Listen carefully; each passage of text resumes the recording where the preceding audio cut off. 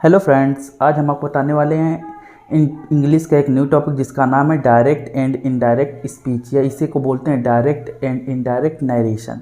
ये क्या होता है? ये डायरेक्ट क्या होता है? जब स्पीकर अपनी बात को कहता है तो उसकी बात को ही बोलते हैं direct speech.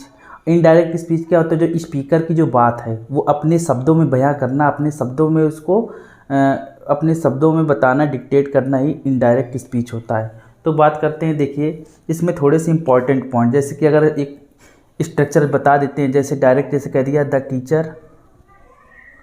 Teacher said to me, comma inverted comma capital letter से अब इसके बाद स्टार्ट करेंगे।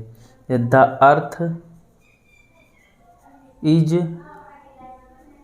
राउंड, इस तरह से full stop close, sorry inverted comma close full stop. तो देखिए यहाँ पर देखिए जो टीचर है, जो टीचर इसे क्या बोलेंगे? इसे बोलेंगे सब्जेक्ट। द टीचर सब्जेक्ट हो गया, सेड टू हो गया वर्ब, इसे बोलते हैं, इसी को बोलते हैं रिपोर्टिंग वर्ब। ये इसी को क्या बोलेंगे? Reporting verb. लिख देते हैं रिपोर्टिंग और ये नीचे वर्ब, रिपोर्टिंग वर्ब। इसी को रिपोर्ट, ये पूरा रिपोर्टिंग वर्ब का ये ऑब्जेक्ट हो गया। अब इसके बाद ये यहाँ से इतना सेंटेंस, ये इतना पूरा सेंटेंस क्या हो गया? इसे बोलते हैं रिपोर्टेड स्पीच। Reported speech. तो डायरेक्ट और इनडायरेक्ट के अंतर्गत हम सीखते हैं कि ये डायरेक्ट स्टेटमेंट को इनडायरेक्ट कैसे बनाते हैं, मतलब रिपोर्टिंग वर्ब में चेंज कैसे होता है और रिपोर्टेड स्पीच के सेंटेंस में कैसे चेंज होता है, टेंस में, प्रोनाउन में, वो सब सीखेंगे। तो बात करते हैं छोटे से रूल की। अगर देखिए पहले तो सबसे पहले बात करते हैं रिपोर्टिंग वर्ब में क्या चेंज होता है। जैसे रिपोर्टिंग वर्ब में अगर से टू लिखा हो, से टू हो तो उसको कर देते हैं टोल्ड में, या यहाँ पे लिख देते हैं। या रिपोर्टिंग वर्ब में लिखा हो से टू, अगर से टू लिखा हो तो उसको कर देते हैं टोल्ड में। अगर सैड टू लिखा हो तो इसको कर देते हैं टोल्ड में। सेज टू लिखा हो तो हम करते हैं टेल्स में। इतना सा रूल है। और कॉमन इन्वर्टेड कॉमा को हटा करके हम यूज करते हैं दैट का, एक कंजक्शन दैट का यूज करते हैं। और बात करते हैं अगर रिपोर्टिंग वर्ब पास्ट में है तो रिपोर्टेड स्पीच के सेंटेंस में चेंज कई प्रकार से करते हैं। जो प्रेजेंट है वो पूरा पास्ट में कन्वर्ट हो जाता है, लेकिन चेंज कब नहीं करते हैं? जब यूनिवर्सल ट्रूथ आ जाए। रिपोर्टेड स्पीच में कोई यूनिवर्सल ट्रूथ आ जाए तो उस केस में चेंज नहीं करते हैं। अब सेड टू को किस में करेंगे? टोल्ड में। तो देखिए इसको बना के बताते हैं। जैसे कह दिया the teacher said to me the earth is round, लिखेंगे द टीचर टोल्ड मी। अब कॉमन लेटर कॉमा हटा के दैट लगाते हैं और बाकी वो सेंटेंस ऐसे लिखेंगे, क्योंकि द अर्थ इज राउंड, पृथ्वी गोल है, ये यूनिवर्सल ट्रूथ है, तो यहाँ लिख देंगे द अर्थ इज राउंड। तो यहाँ पे ये बात करते हैं कि यूनिवर्सल ट्रूथ होगा।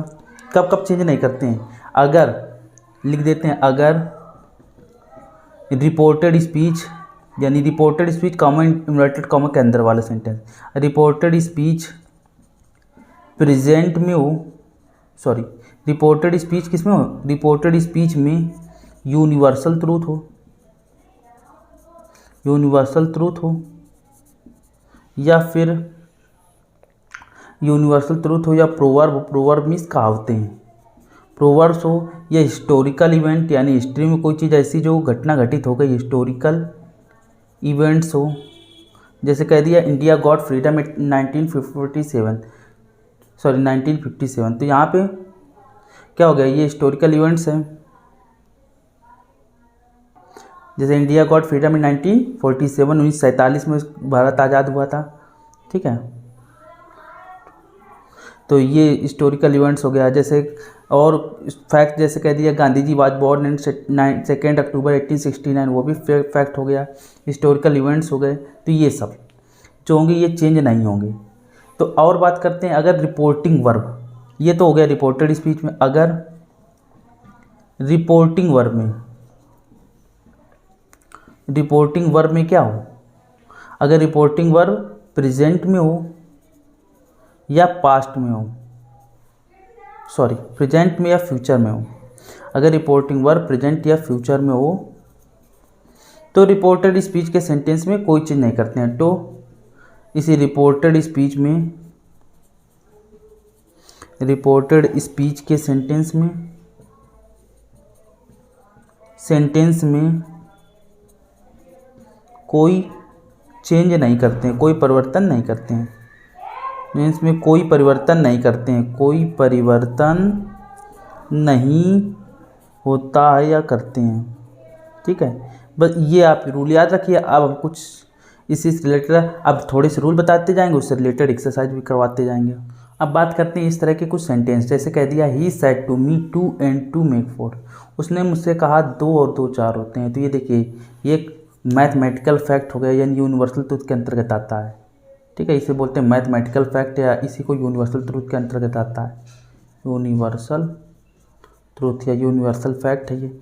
You should not go there, should वैसे चेंज नहीं करते हैं, जहाँ मस्ट आ जाए must, should, ought to, would, ये कोई चेंज नहीं करते हैं। ठीक है, honesty is the best policy, ये भी यूनिवर्सल ट्रूथ के अंतर्गत आता है। यानी ये honesty is the best policy एक कहावत है, प्रोवर्ब है, तो ये भी चेंज नहीं करते हैं। देखिए कैसे करेंगे, ही सेड टू मी, तो बस रिपोर्टिंग वर्ब में चेंज कर देंगे, जैसे ही टोल्ड मी लिख दिया, कॉमा इन्वर्टेड कॉमा को हटा के दैट लिखते हैं। बाकी 2 and 2 मेक 4, 2 और 2 4 होते हैं। अब फुल स्टॉप लगा देंगे। याद रखना कि कॉमन इन्वर्टेड कॉमा को हटा के full stop, common inverted comma को हटा के दैट लिखते हैं और लास्ट में फुल स्टॉप लगा देते हैं।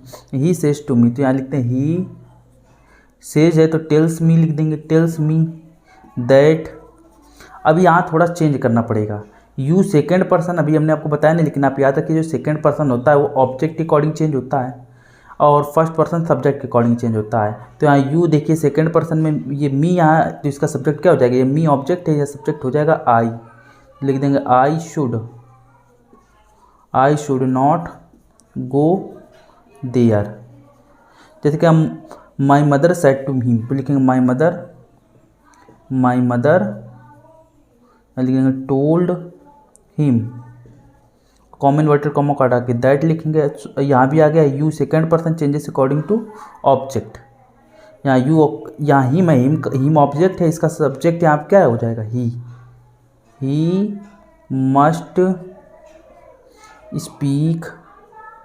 स्पीक द ट्रूथ, तो ये हो जाएगा my mother told him that he must speak the truth, ये हो गया। अब जैसे ये है, ये honesty is the best policy, ये क्या है, प्रोवर्ब है, तो लिखेंगे ये भी चेंज नहीं करेंगे, तो रिपोर्टिंग वर्ब में सिर्फ चेंज करेंगे। My friend told him that, अब ऑनेस्टी